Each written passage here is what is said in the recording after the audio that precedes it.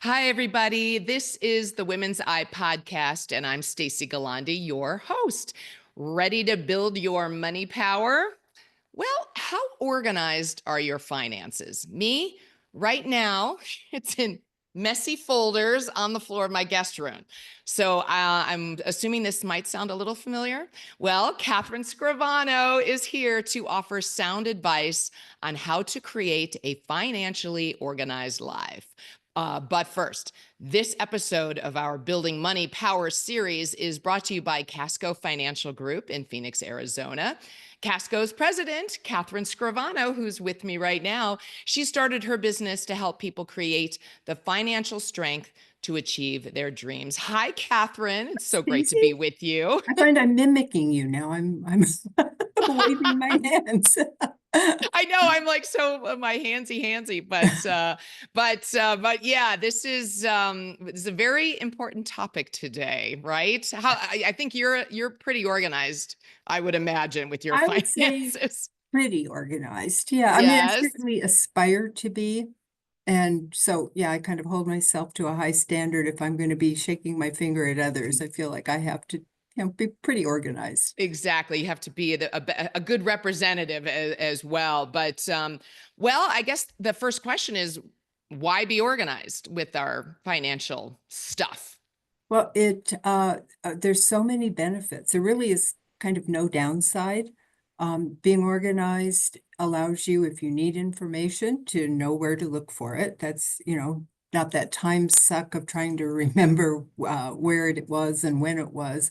Um, if you are filing your tax returns and you're being very honest and diligent, and Uncle Sam comes and knocks at the door and says, yeah, we'd like you to prove that. Wouldn't it be great to be able to say, I've got the Like receipts and I right know where here. they are? It's a loving thing. I know I harp on it all the time, but if you are not able, for whatever reason, to take care of the family finances or whatever your role is, to have some clarity for the person who has to step in on your behalf. That's a great thing to, have them succeed as a result of your organization. And it's calming.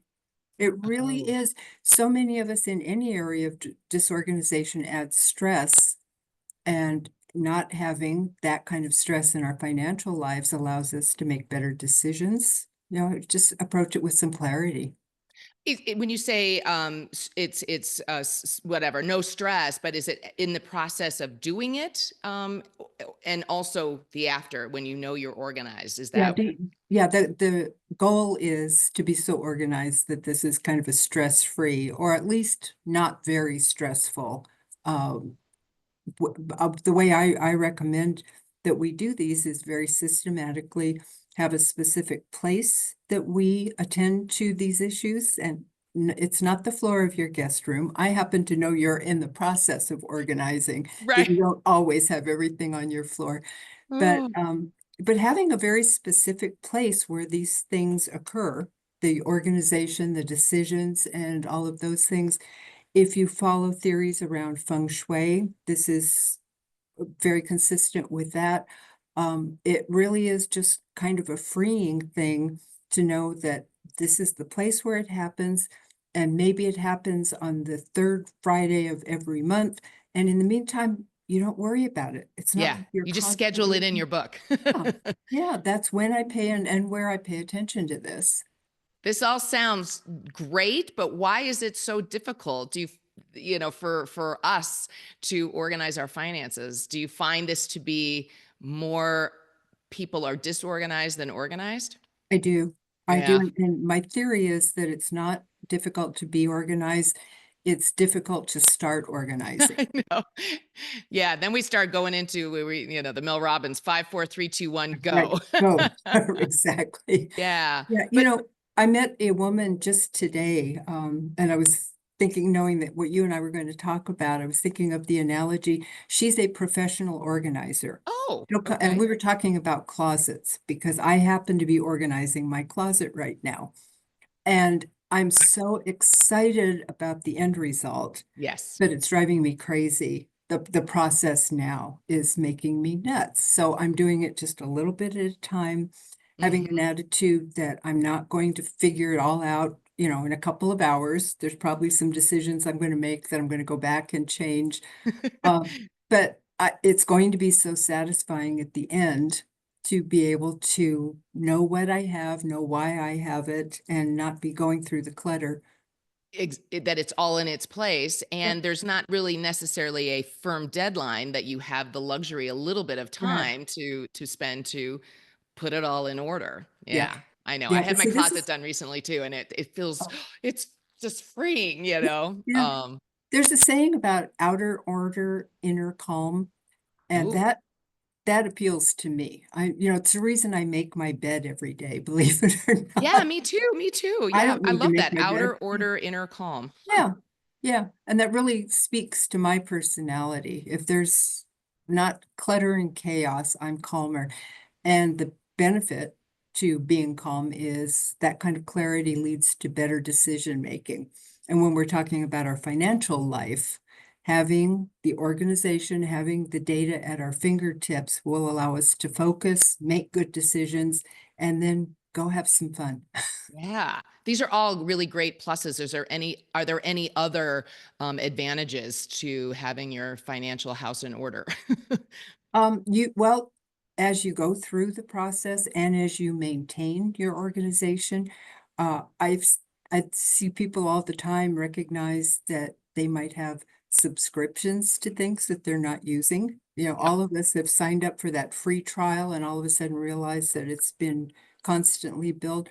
I actually have a personal story, and I'm almost embarrassed to tell you because I should know better, but Just between you and me. but this is so significant, I'm happy to share it. I signed up for, my auto and homeowners insurance years ago, and I signed up for a monthly payment of the auto insurance, and I've never thought about it since. Oh, I review my coverages, et cetera, but that monthly payment, it just was what it was, and it was during it my was coming out of your account. yeah, it comes out of Yeah, my digital. Yeah. checking account every month. But in my organization setting up for 2025, I really looked at closely at my statement with regard to the premium. They were charging me to do it monthly as opposed to an annual premium. And I'm Oh, prepared for that. I thought it would, but it was over $500 a year. Can you believe? I mean, I was additional expecting two or cost. three bucks. Yeah, Oh, yeah. and they're like, they don't care. They don't care. Well, I called and I said, my uh relationship with you is to provide liability coverage and, coverage to replace my vehicle. I'm willing to pay you for that. Yeah. Willing to pay you for using my money. Yes. So what I did was took money out of savings, I paid the annual premium, and then I've started the monthly premium to a savings account every month. So at that time next year, when the annual premium is due, I will have saved it, but I get to keep the $500, You get to keep it. Yes. not giving it to the insurance company. So the point of my story is that came about as I was organizing for the year. Yeah.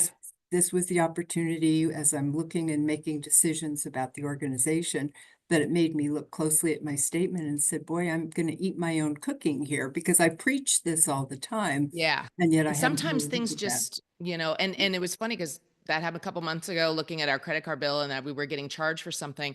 And I realized there was something that I had bought one time, but somehow they hooked you in. And so I was getting charged every month for some weird membership that I didn't even know I signed up for. But in doing that, you going through your statements or whatever, but it was just sort of a one-off. It wasn't part of an organizational project, but I feel like that's the kind of things that I need to be thinking about, Well, and you subscriptions do and it as you're organizing and yeah, you're handling documents, you're making decisions about how to store them.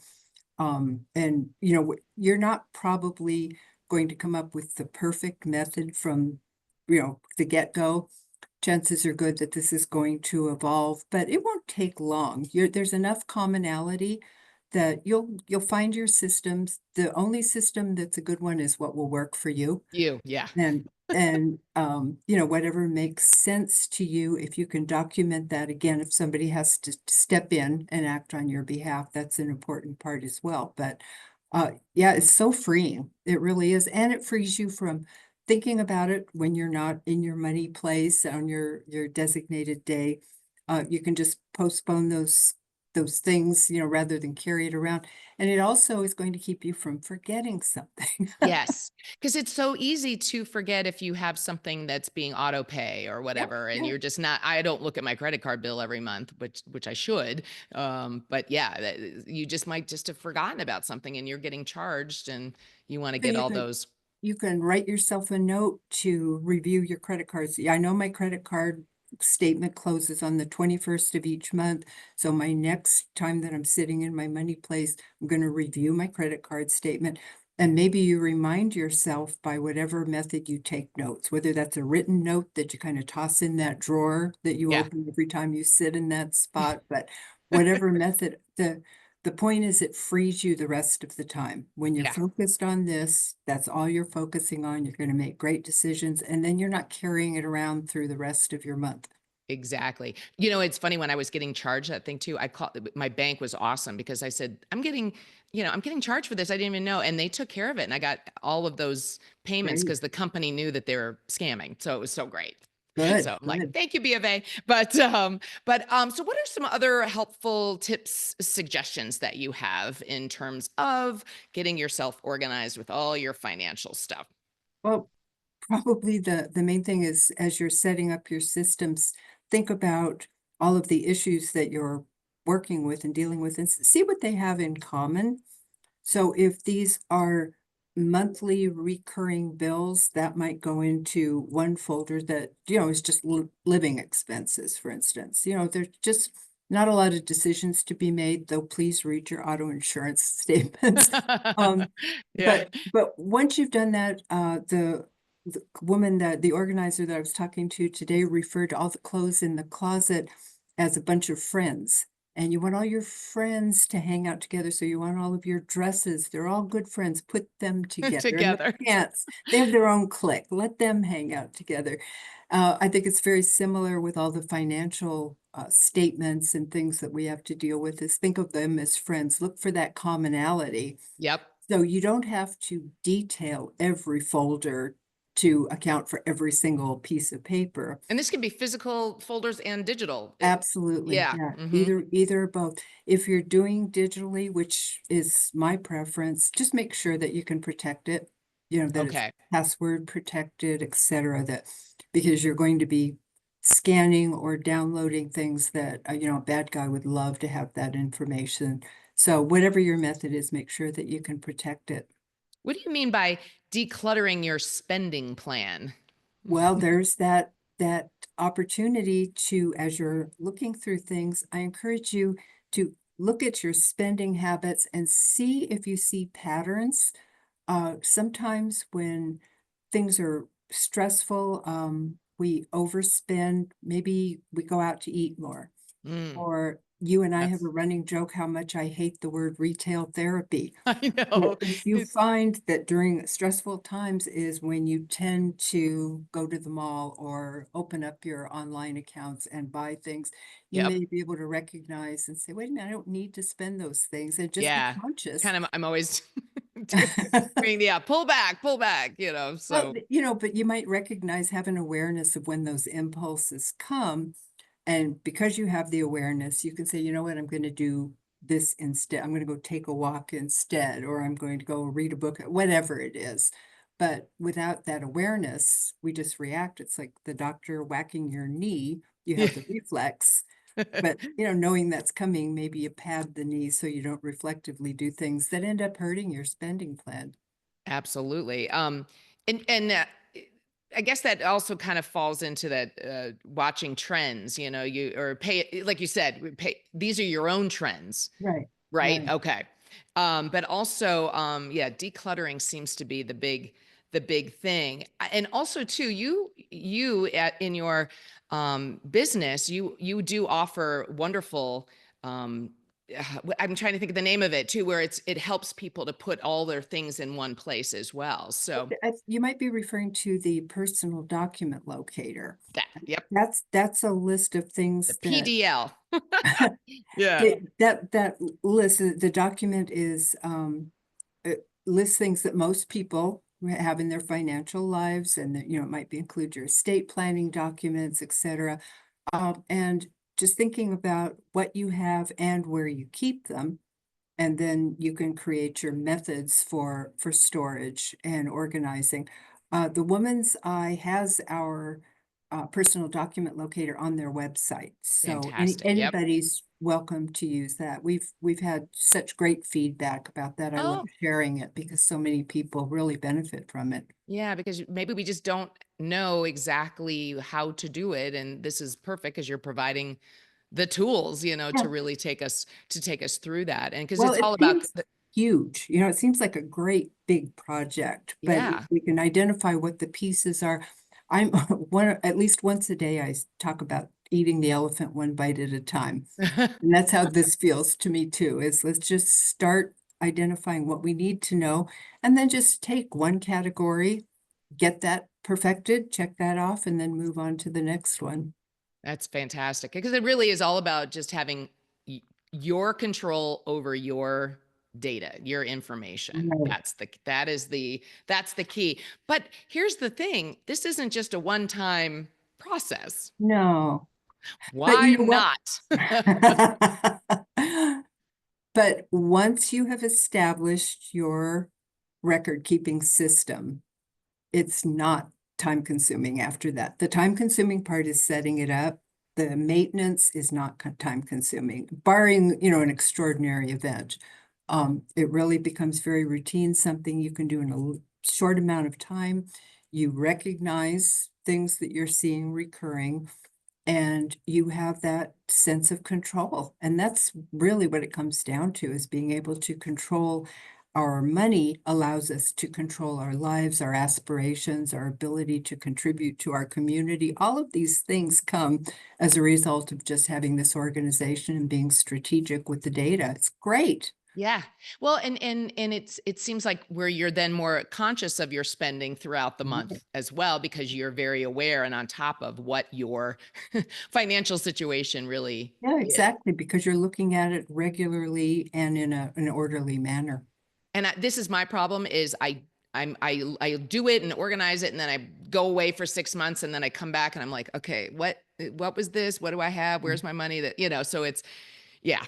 something about where you just that one day a month, Yeah, take. that's the discipline I was talking about. And it really comes, if I can't stress enough, having one space, one physical place where you do this work. All right, I get to pick, It's and it's not nuts. my guest room Yeah. floor. If your guest room floor is the place, Or then maybe by that's all where it's means, starting, I go there on guess. a regular basis, which don't invite any guests over. No, it's nobody's sleeping in there. But so much information. But I guess if we were to just recap or sum it all up, what are the most important things to think about when it comes to your financial organizational Well, plan? I think the biggest thing is probably the attitude that this is something that's going to serve you well.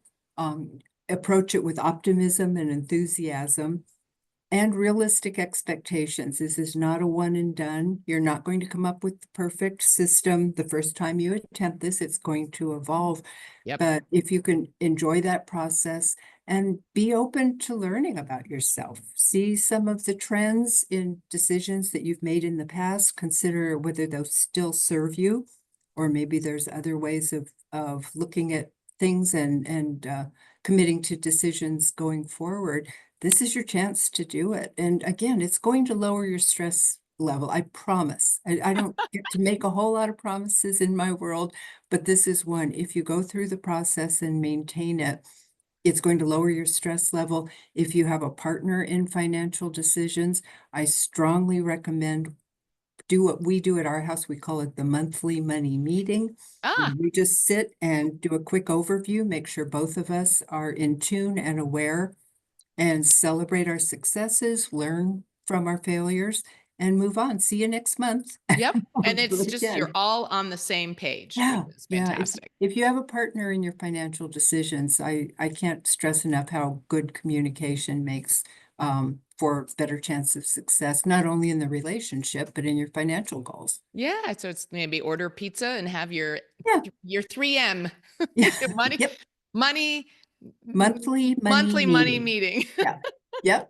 So that's fantastic. Well, Catherine, once again, all these topics are so helpful and so Good. relatable. So I just thank you so much for sharing your expertise on all of it. So Good. we I'm glad to be here. Thank you. thank you. Now, if you want to learn some more fun financial facts and to find out more about Catherine, you can just go to our website, thewomenseye.com. And there you're going to find some books that we've got, 20 Women Change Makers. These include people we've had here on the podcast. Just shop wherever you buy books, and changemakersbook.com, and 20 Women Storytellers at womensstorytellersbook.com. And don't forget to subscribe to our newsletter. Lots of fun things that you can get through that, and our YouTube channel. Again, thanks, Catherine, so much. I'm going to go start organizing my finances right now.